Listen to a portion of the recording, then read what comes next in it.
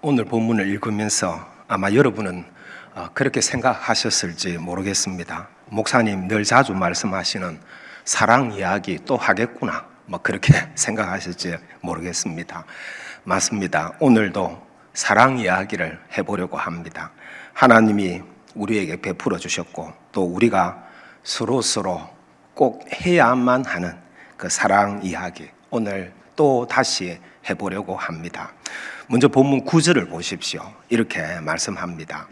간음하지 말라, 살인하지 말라, 도둑질하지 말라, 탐내지 말라 한 것과 그 외에 다른 계명이 있을지라도 내 이웃을 내 자신과 같이 사랑하라 하신 그 말씀 가운데 다 들었느니라, 그렇게 말씀합니다. 여러분, 이 말씀이 무슨 뜻일까요?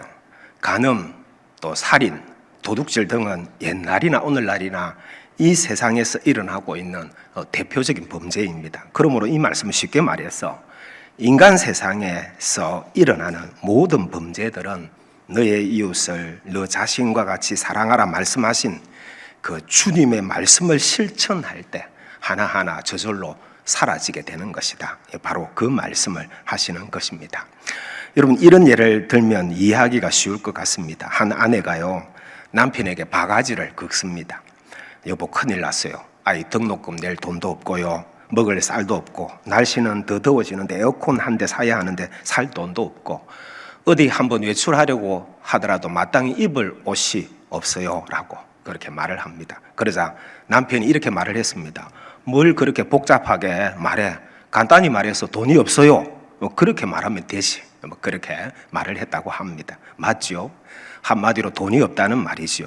누가 웃자고 만든 이야기이지만 정확한 말이라 그렇게 생각을 합니다. 마찬가지로 성경에 기록된 여러 계명들을 한마디로 요약하면 사랑하라입니다. 사랑하라. 이 한마디 말로 성경을 요약할 수 있고, 이 한마디 말의 풀이가 성경의 여러 계명이라고 할 수 있습니다. 그래서 성경을 한 단어로 말하자면 사랑인 것이죠. 오늘 본문 9절 후반부를 다시 보면요, 이렇게 말합니다. 그 외에 다른 계명이 있을지라도 내 이웃을 내 자신과 같이 사랑하라 하신 그 말씀 가운데 다 들었느니라 라고 말씀하시는 것은 바로 그 의미입니다. 사랑에 성공하면 계명을 온전히 지킬 수가 있지만 사랑에 실패하면 계명을 범하게 된다, 바로 그 말씀을 하시는 것입니다. 여러분, 하나님 백성의 삶의 표준은 십계명입니다. 그 십계명은 우리가 아는 것처럼 두 부분으로 나누어집니다. 제1계명부터 제4계명까지는 하나님과의 관계에 대한 계명으로서 대신 계명이라 그렇게 말을 하고요, 제5계명부터 제10계명까지는 이웃에 대한 계명으로서 대인 계명이라 그렇게 말을 합니다. 우리는 이 10계명을 다 암송하면 좋겠지만 혹시 다 암송하지는 못한다 하더라도 고민할 필요는 없습니다. 오직 두 가지, 내가 진정으로 하나님을 사랑하고 이웃을 사랑하면 이 계명을 자동적으로 지키게 되는 것이죠. 예를 들어 보겠습니다. 제1계명, 너는 나 외에 다른 신들을 내게 두지 말라 말씀을 그렇게 1계명에 하셨는데, 내가 진정으로 하나님을 사랑한다면 하나님보다 더 소중히 여기는 것은 있을 수가 없습니다. 있을 수가 없어요. 만일 그렇다면 아직 내가 진짜 하나님을 사랑하는 것이 아닌 것이죠. 이웃에 대해서도 마찬가지입니다. 이웃을 진정으로 사랑한다면 내가 이웃에게 간음이든지 살인이든지 도둑질이든지 탐욕을 품든지 하지 못합니다. 이웃을 해하는 일 자체를 하지 못하게 되는 것이죠. 사랑이라는 것은 바로 그런 것입니다. 진정한 사랑에는 바로 그런 힘이 있습니다. 여러분, 우리가 정술로 받아들이는 이론이 있습니다. 사랑을 받아본 사람이 진정한 사랑을 할 수 있다, 그겁니다. 여러분, 그렇습니다. 다 그런 것은 아니지만 대체적으로 자라면서 사랑을 제대로 받지 못하고 자란 사람은 사회생활을 하는 데 있어서 문제가 되는 경우가 많은 것을 발견을 할 수가 있습니다. 이렇게 함께 우리가 교회 생활을 하면서도 마찬가지입니다. 보통의 상식으로는 잘 이해할 수 없는 상대의 행동을 접하게 되는 경우가 있죠. 있는데요, 그 근저에는 보통 사람과 다르게 자라온 환경이 있는 경우가 많습니다. 사랑을 충분히 받지 못한 사람은 장성에서도 다른 사람을 사랑하고 이해하고 배려하는 것을 잘 할 수 없을 뿐더러 오히려 자신이 다른 사람의 작은 말이나 행동에 상처를 받는 경우가 많습니다. 그러면서 자신은 스스로를 잘 모르는 것이죠. 그래서 이 세상 살면서 사람들이 상처를 받는 것을 보면 사실은 다른 사람이 나를 공격하는 것이 10%라고 한다면 자기 스스로 자기를 공격하는 것이 90%입니다. 곰곰이 돌아보면 그겁니다. 즉 다른 사람이 나를 공격하는 것이 아니라 사실은 사랑을 받지 못한 그 공허한 마음이 다른 사람의 작은 말이나 행동을 용납하지 못하여서 자기 스스로를 공격하고 무시하여 상처를 받는 경우가 대부분이라는 것입니다.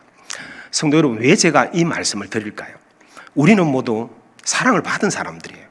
그것도 놀랍고 큰 사랑을 받은 사람들입니다. 하나님의 사랑을 다 받은 사람들입니다. 그러므로 스스로에게 늘 이런 선언을 하십시오. 이제부터 나는 다른 사람의 말이나 행동에 상처받지 않을 것이다. 왜냐하면 나는 하나님이 독생자 예수 그리스도를 십자가에 못 박으시면서까지 사랑해 주신 그런 존재다. 그런 나이기에 그런 것 때문에는 결코 흔들리지 않는다. 오히려 그렇게 말하고 행동하는 사람을 내가 용서하고 용납할 것이다. 우리는 그런 선언을 할 수 있어야 하고, 아니 그런 선언을 할 수 있는 사람임을 여러분 믿으시기 바랍니다.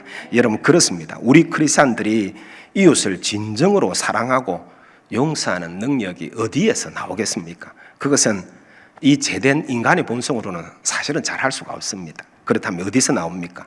우리가 다 받았습니다. 우리가 받은 그 무한하신 하나님의 사랑, 그리고 예수 그리스도의 십자가 사랑에서 나오는 것입니다. 여러분 그렇습니다. 우리는 세상이 감히 흉내낼 수 없는 그 크고 위대한 하나님의 사랑을 받은 사람들이기에 우리가 지은 그 억만제약을 다 사함받았잖아요. 정말 놀라운 사랑을 받은 거죠. 그런 사랑을 받은 사람이기에 우리는요 얼마든지 이웃을 사랑하고 용서할 수 있는 사람들인 것입니다. 성도 여러분, 우리들이 정말 하나님의 사랑을 받은 하나님의 자녀다운 삶을 살려고 한다면 내가 무엇을 안 해야 하겠다, 비판 안 해야 되겠다, 이제 험담 안 해야 되겠다, 시기하는 거 안 해야 되겠다, 그거 생각하기 전에 내가 저 사람을 사랑해야 하겠다 하는 생각을 먼저 해야만 합니다. 왜냐하면 내 마음에 사랑이 솟아나면요 그 모든 것은 저절로 하지 않게 되기 때문입니다. 여러분 그렇습니다. 자기가 사랑하는 사람을 헐뜯는 사람은 보지 못했습니다. 자기가 사랑하는 사람을 시기하고 질투하는 사람도 보지 못했습니다. 사랑하면 할수록 관계의 문제는 해결된다 하는 것을 우리는 꼭 기억을 해야 합니다. 그래서 베드로전서 4장 8절에서는 이렇게 말씀하죠. 한번 보세요. 무엇보다 뜨겁게 서로 사랑할지니. 왜 그래야 되죠? 사랑은 허다한 죄를 덮느니라. 그렇게 말씀하고 있는 거죠. 문제는 사랑입니다. 사랑하면 할수록 사람 간의 관계에서 일어나는 허물과 죄들을 능히 덮을 수가 있는 것이죠. 어떤 교회에 충성스러운 여집사님 한 분이 계셨습니다. 하루는 담임 목사님께 찾아와서 말을 합니다. 목사님, 우리 아들 좀 만나주세요. 제발 좀 만나주세요. 이제는 제가 완전히 포기 상태입니다. 제가 어찌해야 될지를 모르겠습니다 라고 말을 합니다. 참 자녀들 또 손주들 키우기가 얼마나 힘이 듭니까? 자식같이 마음대로 안 되는 것이 없다. 다 그렇게 아마 생각할 겁니다. 우리 모두 다 그렇게 생각하면서 아이들을 키우고 있죠. 그래서 이제 목사님이 그 아이를 만났습니다. 그런데 1시간 정도 대화를 하는 가운데 진짜 사랑할 만한 구석이라고는 찾아볼 수 없다는 생각이 목사님도 들었습니다. 그 어머니 마음이 이해가 되었습니다. 그래서 목사님도 별다른 해결점을 찾지 못하고 그 아이를 돌려보냈습니다. 목사님은 자기도 모르게 이미 마음에 그 아이를 포기하였던 것이죠.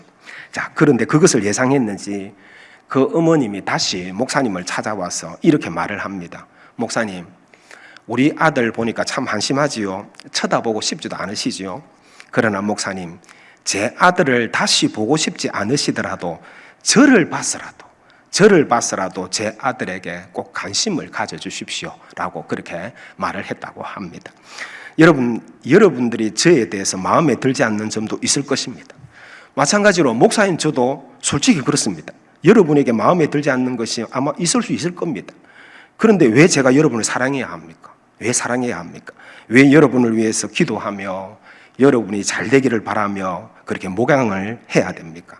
저를 구원하시고 저를 목사로 부르셔서 여러분을 맡기신 하나님을 봐서 그런 겁니다. 하나님, 그것 때문입니다. 그러니까 여러분, 아이고 나는 목사한테 잘못 보여서 이제는 별 볼 일 없겠구나, 혹시 그런 생각 결코 하지 마십시오. 저를 구원하시고 목사로 부르신 하나님이 살아 계시는 한 저는 여러분을 사랑할 수밖에 없습니다. 저는 정말 그래서 여러분을 사랑합니다. 왜 제가 여러분 이 말을 합니까? 여러분도 서로 그렇게 보라는 겁니다. 그렇게 항상 내 마음에 쏙 드는 사람 뭐 있겠습니까? 없습니다. 그러나 나를 사랑하시고, 그리고 오늘 본문 말씀처럼 나에게 사랑하라고 명령하신 주님을 봐서 어떤 사람이든지 사랑하며 살아가시기를 바랍니다. 그래서 요한복음 15장 12절에서 주님은 이렇게 말씀합니다. 내 계명은 곧 내가 너희를 사랑한 것 같이, 그렇게 말하죠. 주님이 이렇게 말해요. 사랑의 표준을 딱 제시해 주잖아요. 내가 너희를 사랑한 것 같이 너희도 서로 사랑하라 하는 이것이니라, 그렇게 말씀합니다. 그렇습니다. 주님이 나를 사랑하지 않으셨다면 아무도 사랑하지 마세요. 제가 책임질게요. 매일 그냥 미워하고 시기하고 험담하고 그렇게 사십시오. 그러나 주님이 여러분을 사랑하셨기에, 그렇죠? 이 죄인된 나를 구원하시기 위해서 십자가에서 대속의 죽음을 받으시기까지 나를 사랑하신 그 주님을 봐서라도 주님이 함께하게 하신 교회 공동체의 다른 구성원들, 우리 성도들을 사랑하는 사람이 되시길 바랍니다. 오늘 본문 시작하는 8절에서는 이렇게 말씀합니다. 피차 사랑의 빛 외에는 아무에게든지 아무 빛도 지지 말라. 남을 사랑하는 자는 율법을 다 이루었느니라, 그렇게 말씀합니다. 사실 우리는 다 그래요. 모두가 사랑의 빛을 진 사람들이에요. 하나같이 다 그래요. 아무도 여기서 예외는 있지 않아요. 하나님께 너무나 큰 사랑의 빛을 진 사람들입니다. 마태복음 18장에 보면 1만 달란트의 빚진 종의 비유가 나오잖아요. 임금님께 한 종이 1만 달란트를 빚졌어요. 한 달란트만 해도 지금의 돈으로 환산하면 수억이에요. 이게 엄청난 돈이겠죠. 1만 달란트는 엄청난 돈을 종이 임금에게 빚을 졌다는 거죠. 그런데 임금님은 그 종을 불쌍히 여겨서 도저히 저 종의 힘으로는 갚을 수 없다 해서 다 탕감해 줍니다. 모든 빚을 다 탕감해 줍니다. 이것은 비유입니다. 우리가 진 죄의 빚이 그렇다는 거죠. 그 죄의 빚을 1만 달란트라는 천문학적인 금액으로 비유합니다. 왜요? 우리의 죄가 그랬다는 것입니다. 우리는 도저히 갚을 수 없는 그런 수많은 죄의 빚을 진 사람들이고, 바로 그 빚을 하나님으로부터 탕감받았다는 바로 그 말을 하는 것입니다. 그래서 우리는요, 엄청난 사랑의 빚을 지고 있는 사람들입니다. 우리 모두는 다요. 그렇게 하나님께 사랑의 빚을 진 우리들을 향해서 이상하게 하나님은 자신에게 그 빚을 갚으라고 말씀하지 않으시고 내 이웃, 내 믿음 안의 형제자매에게 그 빚을 갚으라고 말씀하신다는 겁니다. 앞에서 말씀드린 내 계명은 곧 내가 너희를 사랑한 것 같이 너희도 서로 사랑하라 하는 이것이니라 라고 말씀하시는 것은 바로 그것을 명하시는 겁니다. 여러분, 요즘 시대에 있잖아요. 젊은 사람들 가운데 그런 풍조가 있다고 합니다. 나는 사랑을 받지도 주지도 않고 살겠다, 뭐 그런 생각이 꽤 많다고 합니다. 그 풍조가 점점 더 커지고 있습니다. 그런 풍조는 독신으로 살려는 싱글족이 점점 늘어나면서 더 심해지고 있다고 합니다. 남에게 도움을 받지도 주지도 않고 나 혼자 스스로 잘 살아보겠다, 그 생각을 하는 것이죠. 그런데 만일 그리스도인이 그렇게 살겠다고 선언을 했다면 그런 삶의 가치관에 대해서 어떻게 교정해 줄 수가 있을까요? 여러분, 우리 그리스도인을 무엇이라 정의할 수 있을까요? 뭐라고 정의할 수 있을까요? 예수님을 믿는 사람, 또는 하나님을 사랑하는 사람, 그렇게 정의할 수 있을 겁니다. 어떤 모임 이름을 보니까 하사모더라고요. 하사모, 하나님을 사랑하는 모임, 하사모, 그렇습니다. 그런데 그보다 더 우선되는 정의가 있어요. 우선되는 정의, 바로 하나님의 사랑을 받은 사람이에요. 우리는 그보다 더 우선되는 거죠. 사실은 그 정의가 더 우선적이고 진정한 정의입니다. 왜냐하면 하나님이 우리를 사랑한 것에 비해서 우리가 하나님을 사랑하는 것은 정말 조족지혈에 불과하기 때문입니다. 그렇습니다. 우리는 가장 먼저 하나님의 사랑을 다 받은 사람들입니다. 말로 형언할 수 없는 하나님의 큰 사랑의 빚을 진 사람들입니다. 그러하기에 우리는 그 빚을 갚는 심정으로 당연히 사랑하는 존재가 되어야 한다는 것입니다. 하나님을 사랑하는 것뿐 아니라 하나님이 나와 함께 있게 하시고 나에게 사랑하라고 맡기신 그 영혼들을 사랑해야 한다는 것이죠. 그러므로 그리스도인이면서도 나는 사랑을 받지도 주지도 않고 살겠다라고 혹시 그런 가치관을 가지고 있는 것은 어불성설입니다. 그것은 결코 있을 수가 없는 일입니다. 하나님 기뻐하지도 않는 건 하나님의 마음을 아프게 하는 것입니다. 이런 이야기가 있습니다. 한 부인이 교통사고를 당해서 다리를 잃었어요. 다리를. 이 부인은 그래서 남편에게 이제 나 같은 여자와 살 생각하지 말고 내가 이혼해 줄 테니까 다른 여자와 재혼을 하세요. 이제 그렇게 말을 했습니다. 오늘 예배하러 오신 남자 성도님들, 내가 만일 이 남편이라면 기쁘겠습니까? 마음으로 한번 대답해 보세요. 들어보니까 아무도 예라고 대답을 안 하시는군요. 여성 여러분 안심하십시오. 남편은 그런 아내를 위로하면서 자신은 그래도 아내만을 사랑한다고 고백했습니다. 뭐 이런 때에 고백해야 될 말이 있지요. 나는 당신의 다리를 사랑한 것이 아니라 당신을 사랑한 것입니다. 뭐 그 고백이죠. 그런데 이 부인은 스스로 고민하다가 남편에게 짐이 되고 싶지 않다는 생각으로 그만 목숨을 끊었습니다. 스스로. 그것이 남편을 사랑하는 것이다. 가족을 사랑하는 것이다. 라고 생각을 했던 거죠. 여러분, 이 부인의 마음은 충분히 이해가 되어도 냉정히 말하자면 이 사람은 진정한 사랑을 한 것이 아닙니다. 자신은 이것이 사랑이라고 생각을 했지만 사실은 남편의 사랑을 받을 줄을 몰랐고, 그렇죠.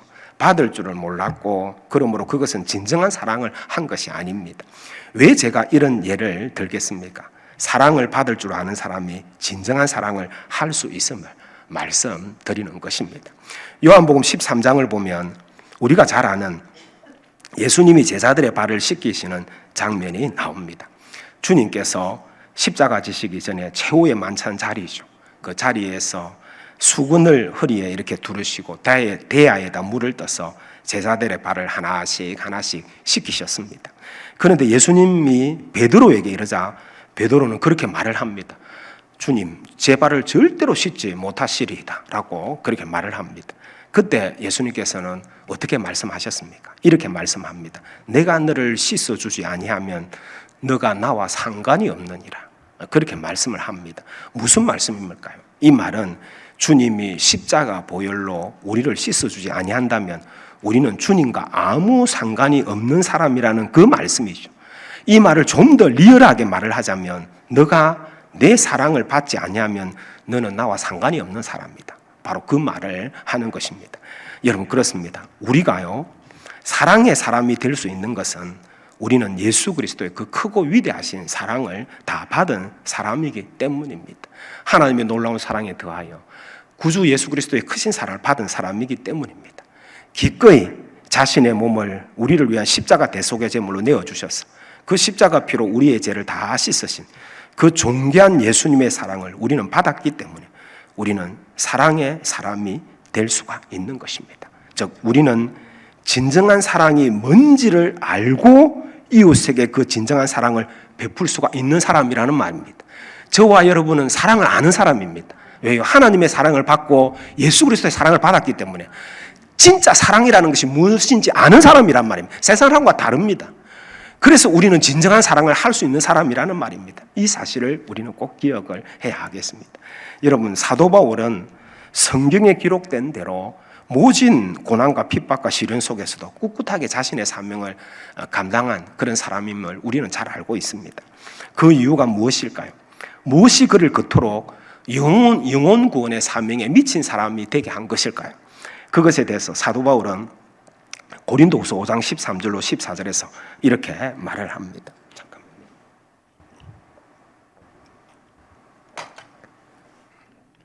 사도 바울의 고백을 한번 보세요.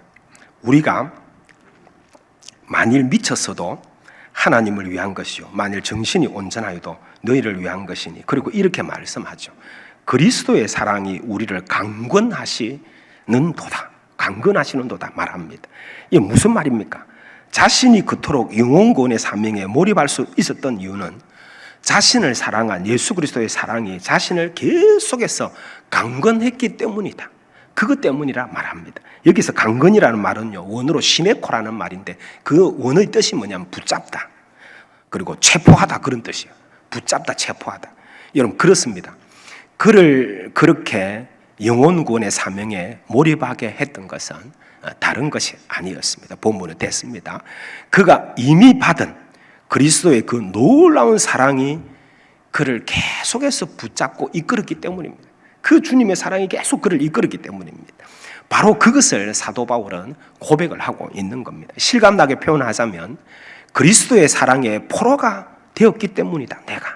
내가 그리스도의 사랑의 포로가 되었기 때문에 내 평생 주님 주신 사명을 감당해 나갔던 것이다 라고 그는 그렇게 고백하고 있는 것입니다.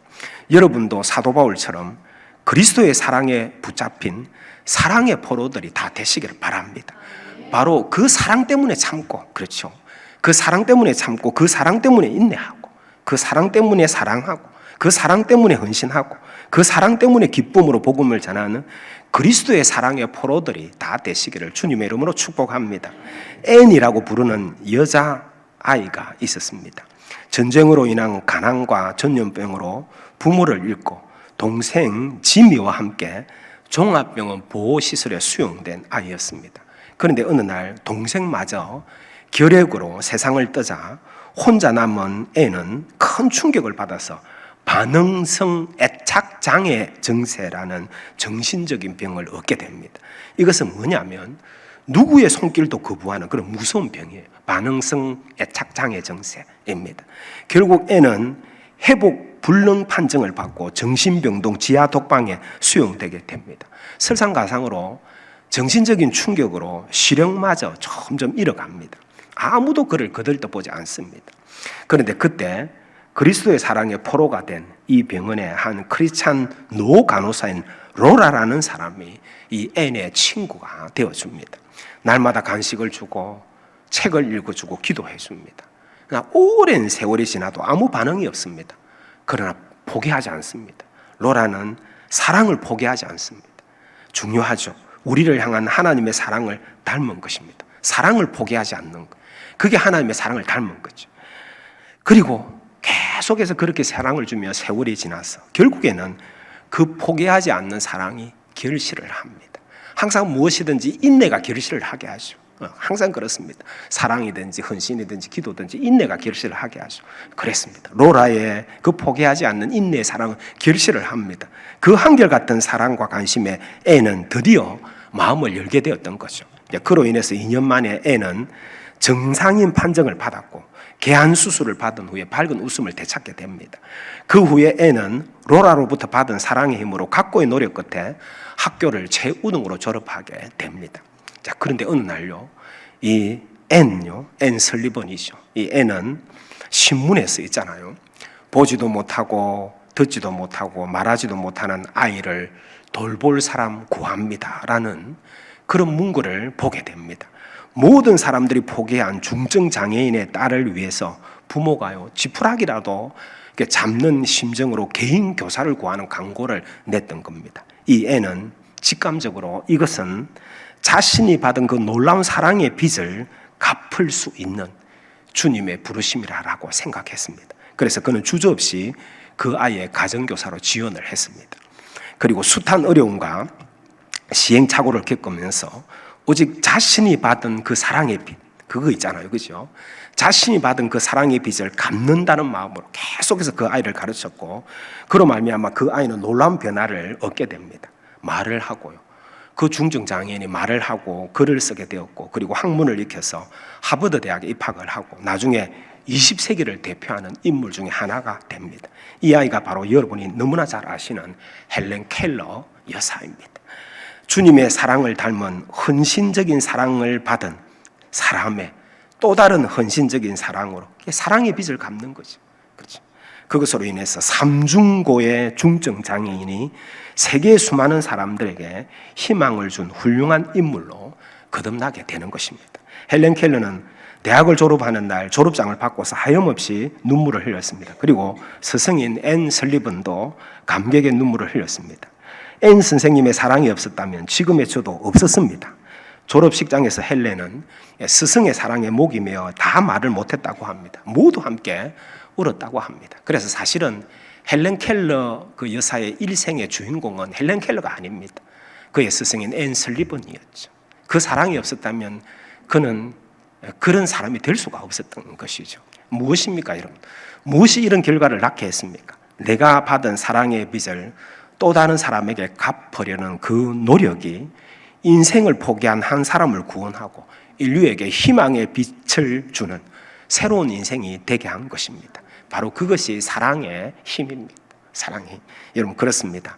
이미 주님의 사랑을 받은 우리가 사랑의 포로가 되어서 사랑을 나누어주는 사람이 되어야 하는 것은 나의 사랑이 어떤 사람을 구원하고 어떤 사람을 새로운 인생으로 만들어줄지 모르기 때문입니다. 그래서 저는 이렇게 표현합니다. 내 사랑에 기대를 거세요. 내 사랑에 기대를 거세요. 내 사랑이 어떤 놀라운 일을 할지 모른다. 그 기대를 가지고 사랑하며 사는 우리 모두가 되어야 하겠습니다. 여러분, 이처럼 사랑의 힘은 위대합니다. 죽어가는 생명을 살립니다. 세상이 포기한 사람을 일어나게 합니다. 여러분, 남은 생에 이 사랑 해보고 주님 앞에 가야 하지 않겠습니까? 그렇죠. 먼저 가장 가까이 있는 여러분의 배우자, 그리고 부모, 자녀에게, 그리고 함께 한 교회된 교우들에게 그런 사랑을 시작을 해보십시오. 사랑의 힘이 얼마나 위대한지를 알게 될 것입니다. 여러분, 저도 책을 통해서 알았는데요. 꽃게를 이렇게 잡아 넣어두는 게 바구니가 있잖아요. 그 게 바구니에는 뚜껑이 없다고 해요. 뚜껑이 없다고 합니다. 왜 그런 줄 아세요? 그 이유가 참 기가 막힙니다. 이 게를 대여섯 마리 한 바구니에 넣어 놓으면 이런다고 합니다. 한 마리가 이렇게 올라오려고 하면 다른 개가 탁 쳐서 떨어뜨린다고 합니다. 그러면 또 다른 개가 올라오려고 하면 또 다른 개가 탁 쳐서 떨어뜨린다고 합니다. 그러니까 뚜껑이 필요가 없는 겁니다. 필요가 없어요. 어떤 사람이 오늘날에 이 나라의 많은 교회가 이 개 바구니와 같아, 그렇게 말을 합니다. 무슨 의미입니까? 서로 밀어주고 올려주는 곳이 아니고, 그래야 되죠. 교회는 서로 밀어주고, 그죠? 서로 밀어주고 끌어주고 하는 곳이 아니고 서로를 끌어내리려고 안간힘을 쓰는 곳이라는 그 말을 하는 것입니다. 우리 교회는 이런 교회가 되어서는 안 되겠습니다. 오늘 보면 10절을 한번 보십시오. 사랑은 이웃에게 악을 행하지 아니하나니 그러므로 사랑은 율법의 완성이니라, 그렇게 말씀합니다. 그렇습니다. 우리가 사랑 늘 입만 열면 말하지만 이웃에게 악을 행하며 사랑을 말할 수는 없습니다. 이웃이 잘 되기를 바라고 이웃을 세워주고 올려주면서 우리는 사랑을 말해야 하는 거죠. 10절 후반부의 말씀, 사랑은 율법의 완성이니라 라고 말씀할 때에 이 완성이라는 말의 원어는 플레로마라는 말인데요. 더 원어에 가깝게 번역하면 충만입니다. 가득한 상태, 율법의 충만이니라, 그렇게 말을 하는 것입니다. 무슨 말입니까? 사랑이야말로 율법의 요구를 넉넉히 채우는 것이라는 말입니다. 사랑이 함께 할 때야 비로소 그는 그 계명을 온전히 지킨 사람이 된다는 것입니다. 즉 바꾸어 말하자면 사랑이 없는 것은 그 어떤 계명을 잘 지킨다고 하더라도 그것은 온전한 순종이 되지 못한다는 것입니다. 좀 더 실제적으로 해석을 하면 내 안에 사랑이 없으면 내가 하는 모든 신앙의 행위는 허울밖에 안 된다 하는 것을 말하고 있는 것입니다. 저는 이렇게 결론을 맺겠습니다. 독생자를 아낌없이 주신 그 하나님의 사랑, 성부 하나님의 뜻을 따라 그 극한 고통과 수치의 십자가에 몸을 던져서 우리의 억만 죄악을 사함받게 하시고 우리를 구원하신 그 주님의 사랑, 그 놀라운 사랑을 받은 우리 성도들 모두 그 사랑의 빚을 다 빚진 자예요. 우리 모두, 그죠? 그 사랑의 빚을 내 이웃에게, 믿음 안의 형제 자매에게 아낌없이 꾸준히 나누어주는 사랑의 포로들이 다 되시기를 주님의 이름으로 바랍니다. 그래서 여러분을 통해서 정말 이제 그렇게 좀 살다가 이제 주님 앞에 가야 안 되겠습니까? 그죠? 정말 그래야 되지 않겠습니까? 좀 더 마음을 넓히십시오. 정말 여러분을 통해서 새롭게 구원 얻고, 새롭게 용기를 얻고, 새롭게 일어서고, 새로운 인생으로 나아가는 많은 사람들을 얻게 되는 그런 사랑의 사람들 다 되시기를 주님의 이름으로 축복합니다. 아멘. 기도하겠습니다. 우리 모두 하나님 사랑의 사람 밑에기를 결단하며 오늘도 말씀을 듣습니다. 이 세상 그 누가 우리 같은 사랑을 받은 사람이 있겠습니까? 놀랍고 크신 그 하나님의 사랑을 우리 모두 받고 지금도 받고 있고, 나를 들여서 우리 모든 죄를 위해 십자가에 못 박혀 그 고통과 수치와 죽음을 받으시고 그 피로 우리의 죄를 다 씻으시고 우리를 구원하신 그 주님의 사랑을 받은 우리들이기에 우리는 아버지여 사랑이 뭔지를 아는 사람이고 그래서 그 진정한 사랑을 베풀 수 있는 사람인 것을 우리가 깨닫고 그렇게 우리 평생을 살아드리는 우리 모두가 되게 하여 주시옵소서. 하나님, 얼마나 우리 인생이 남았습니까? 이제 옹졸해지지 말게 하시고 좁아지지 말게 하시고 이제 좀 마음을 넓게 열고 아량을 가지고 사랑을 베풀 줄 아는, 사랑으로 품을 줄 아는, 사랑으로 올려줄 줄 아는, 사랑으로 믿어줄 줄 아는 사랑의 사람들 다 되게 하여 주시옵소서. 그래서 그 사랑으로 새롭게 구원받고 용기를 얻고 새롭게 일어나는 사람들이 많게 되는 그런 놀라운 역사가 우리 성도들 가운데 우리